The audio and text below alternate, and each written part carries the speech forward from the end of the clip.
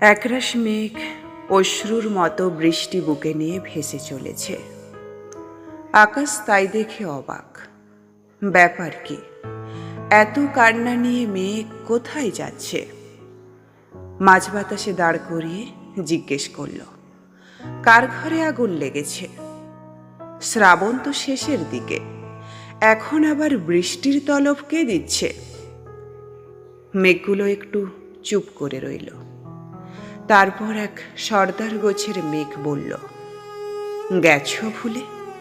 যে মানুষটা ব্যাপ্তিতে তোমার চেয়েও বিস্তৃত, যার সৃষ্টির রামধনুতে আজও পৃথিবী রঙিন, এক জীবনের বিষাদ মন্থন করে যিনি সবার বাঁচার অমৃত রসদ এনেছেন তুলে, আজই তো সেই স্বপ্ন পথিকের চলে যাওয়ার দিন।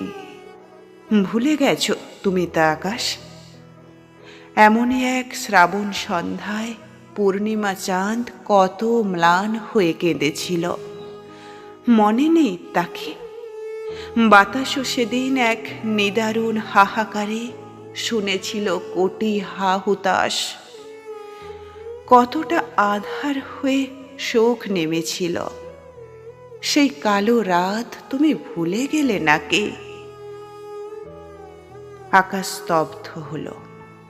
তার মনে এলো সেই পরিচিত মুখ, সভ্যতার শেষ ঋষির।